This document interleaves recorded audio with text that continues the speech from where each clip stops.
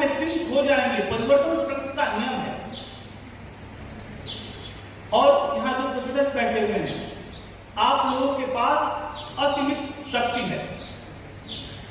किसी भी मामले में किसी भी तरह से आप कमतर नहीं है। मैं एक बात कहता हूं, बड़े से बड़ा आईएएस, रक्षा सचिव, कलेक्टर, आप चाहें तो बड़े से बड़े कलेक्टर को बना दें, बड़े से बड़े रक्षा सचिव बना दें, प्रधानमंत्री को बना दें, लेकिन कोई प्रधानमंत्री, कोई कलेक्टर, कोई सचिव एक शिक्षक बना सकता है, ऐसी गारंटी नहीं है। आपके अंदर वो शक्ति है जो आप भारत का निर्माण कर सकते हैं। आज भारत के स्वतंत्रता के 75वें वर्षगांठ पर मैं बात कह रहा हूं कि शिक्षक ही राष्ट्र की अगली शक्ति है। अगर हम शिक्षकों को सम्मान दें, शिक्षकों को उनका समुचित वेतन और सब चीजें मिलती रहे, सम्मान मिलता रहे, तो निश्चित ही भारत अगले 10 वर्षों में, 15 वर्षों में विश्व गुरु बनेगा।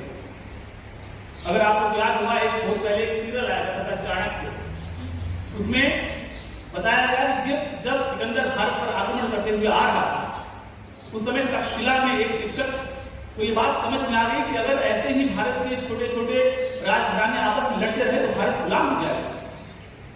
वो भरी दोपहरी में उस समय भारत का जो सबसे बड़ा सम्राट था घनानंद, उसके दरवाजे पर गया हुआ शिक्षक और बोला, घनानंद, सिकंदर आ रहा है, आपकी शत्रुता मिटाओ और साथ आओ, लड़ो उससे।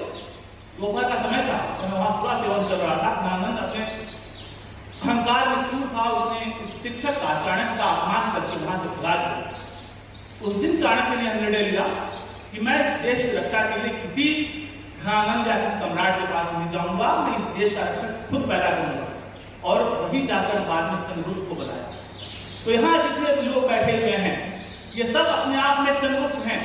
इनको जरूरत है कि सिर्फ आप जैसे चाणक्य हो, और मुझे पूरा विश्वास है यहाँ पर जो इंडस्ट्री से आए हुए IEEE के सुमित जी, आप इन लोगों का भी मार्गदर्शन करेंगे और आप हमें बताएंगे कि इस समय इंडस्ट्री को क्या चाहिए।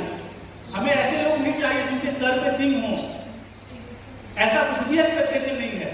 हमें सिर्फ ऐसे लोग चाहिए जो डिसिप्लिन हो, जो अपने आप को अपग्रेड करने की क्षमता रखते हो, अपने आप को अपग्रेड करने